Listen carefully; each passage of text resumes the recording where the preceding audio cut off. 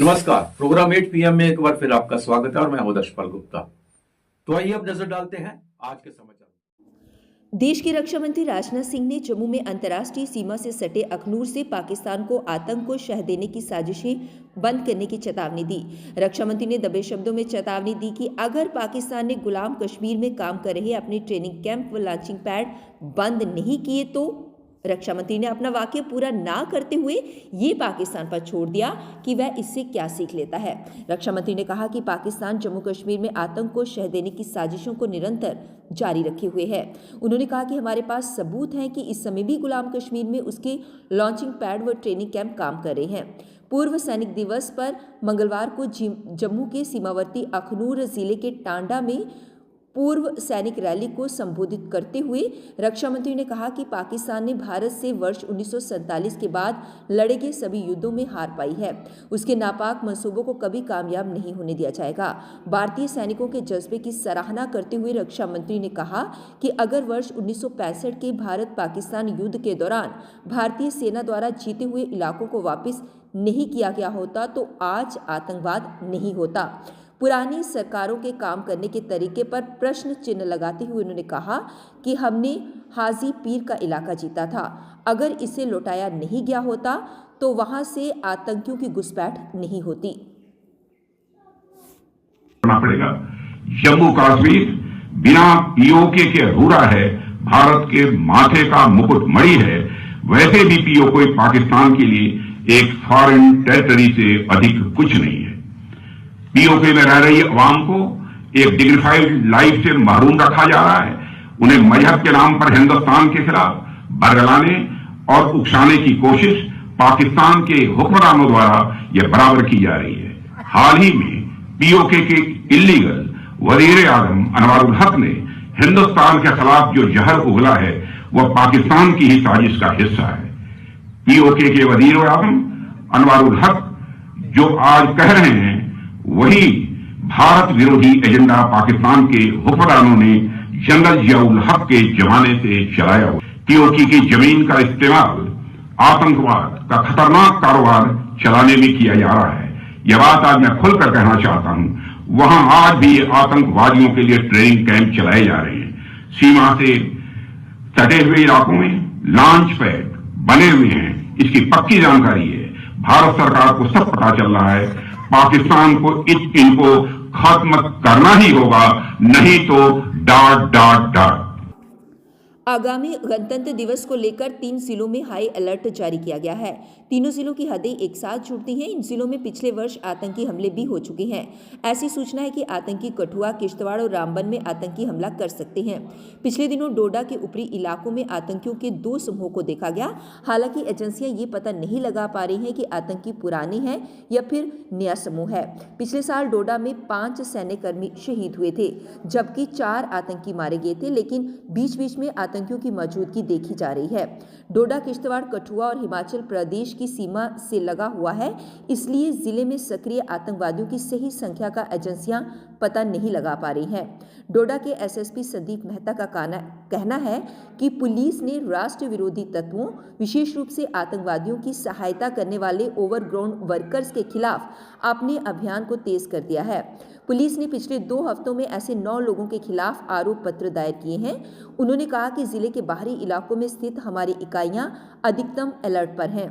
हमारा ध्यान राष्ट्र विरोधी तत्वों पर है ताकि आतंकी पारिस्थितिक तंत्र को खत्म किया जा सके। डोडा के अलावा जम्मू, सांबा और कठुआ बॉर्डर पर भी अलर्ट जारी किया गया है। इन तीनों जिलों में तैनात पुलिस को खास निर्देश दिए गए हैं। डीआईजी शिव कुमार का कहना है कि तीनों जिलों में अतिरिक्त पुलिसकर्मियों को तैनात किया गया है, क्योंकि गणतंत्र दिवस को लेकर सीमा पार से घुसपैठ के प्रयास अक्सर होते आए हैं। इसे नजरअंदाज नहीं किया जा सकता। वयोवृद्ध दिवस के महत्वपूर्ण मौके पर भारतीय सेना ने रामबन जिले के मैत्रा में एक पूर्व सैनिक बैठक का आयोजन किया। राष्ट्र के प्रति उनके अटूट समर्पण और निस्वार्थ सेवा का सम्मान करने के लिए विभिन्न रैंकों और शाखाओं के दिग्गजों को एकजुट करना इस सभा में शामिल था।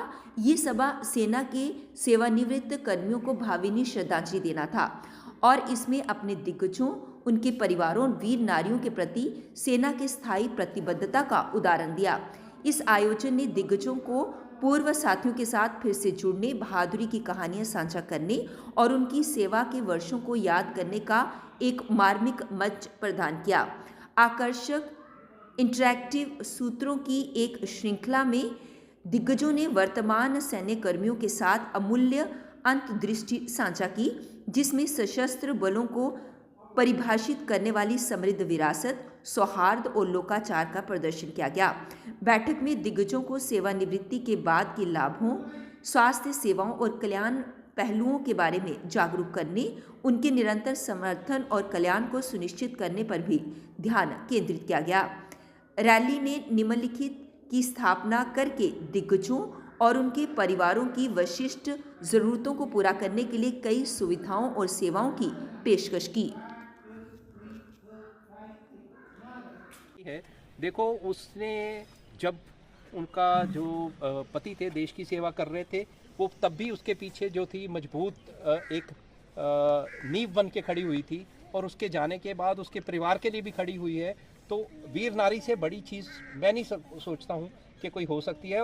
वो सबसे बड़ी प्रेरणा का हमारे लिए स्रोत है, और जो जनरेशन इन चीज़ों को भूल चुकी है, उनको देख के उनको याद करना चाहिए कि ये है एक जीवन जिसमें त्याग भी है, बलिदान भी है, और हौसला देखो कितना बड़ा है कि दो परिवारों का जो है वो ख्याल रखना, बच्चों को आगे फिर उतना मजबूत करके। और बहुत सी वीर नारियों ने तो अपने बच्चे दोबारा अभी फौज में भी भेजे हैं। तो देखिए, इनसे ज़्यादा हम किससे सीख सकते हैं? मैं नहीं सोचता हूँ कि वीर नारी से अधिक कोई भी एग्जाम्पल हो सकती है समाज को अच्छी प्रेरणा और अच्छा स्रोत देने। एक्स सर्विसमैन के साथ आपने इंटरेक्ट किया? तो देखो, जैसे मैंने शुरू में बोला था कि हर एक ने एक दिन एक्स सर्विसमैन बनना है। तो ये सुख दुख इनके अकेले के नहीं है, हम सबके सुख दुख हैं। और जब परिवार इकट्ठा बैठता है तो परिवार के इकट्ठा बैठने का मकसद ही ये होता है कि हम एक दूसरे की सुने, और जो थोड़ी बहुत प्रॉब्लम्स हैं वो मिलके बांट के सॉल्व करें। और साथ में ही अभी मिलके बहुत सी चीज़ें ऐसी हैं जो हम इनके एक्सपीरियंस से सीख सकते हैं। और जैसे कि मैंने बोला कि ये तो हमारे प्रेरणा के स्रोत हैं, और जितनी बार इनसे प्रेरणा लें कम है, और हम प्रेरणा लेते रहेंगे और इनको श्योरिटी देते रहेंगे कि हम इनके साथ हैं, और जो कुछ इन्होंने सिखाया है वो धरोहर को हम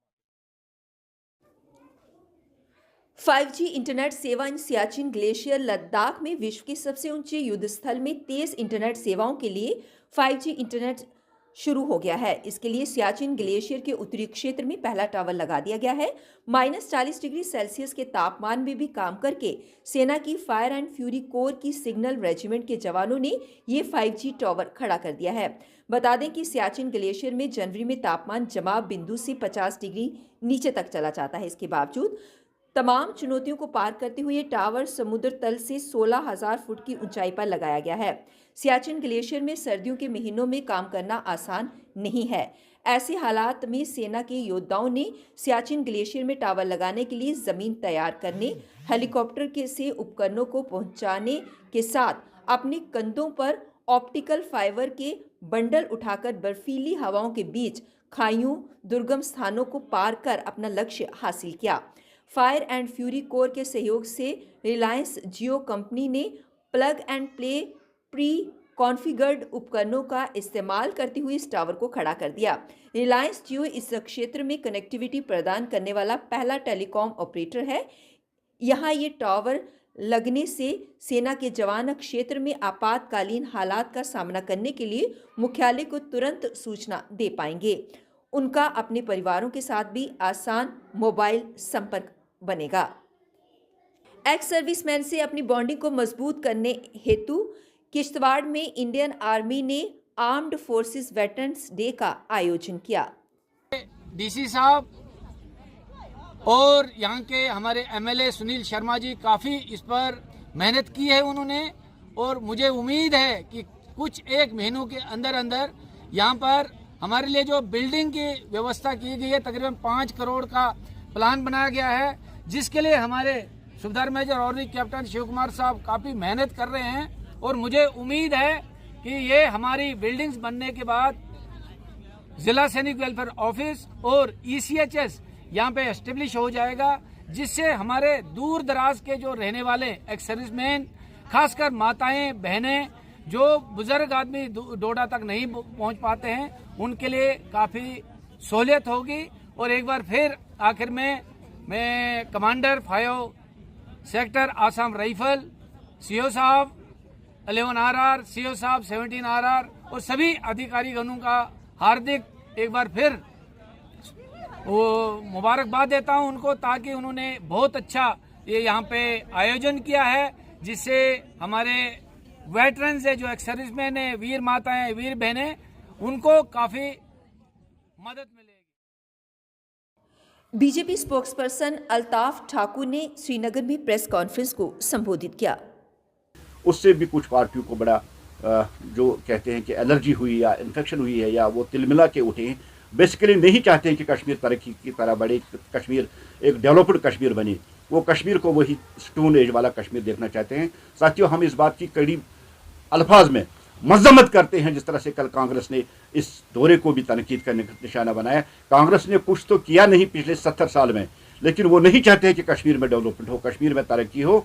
मैं एक बार फिर कांग्रेस या जितनी भी पॉलिटिकल पार्टीज है जिन्होंने कल से इस दौरे को तनकीद का निशाना बनाया है, जिन्होंने दूसरे तरीके से इसको ले लिया, उनकी मजम्मत करते हुए यही कहना चाहता हूँ, आओ कश्मीरियों सब मिलकर हम कश्मीर को फिर एक बार जन्नत बेनज़ीर बने, जो मोदी जी का सपना है, जो मोदी जी का ख्वाब है, जिस पे उन्होंने पिछले 10 साल से बड़ी तेज़ी के साथ काम किया और वो कामयाब भी हुए जम्मू कश्मीर को फिर वही जम्मू कश्मीर बनाने, जो जम्मू कश्मीर को कहते थे अगर फिर दोस्त बरे ज़मीन हमें हस्त, फिर इस जन्नत को हम संवारे, इस जन्नत को और निखारे, जो कल मोदी जी ने भी अपनी तकरीर में कहा, अपनी बयान में भी कल कहा।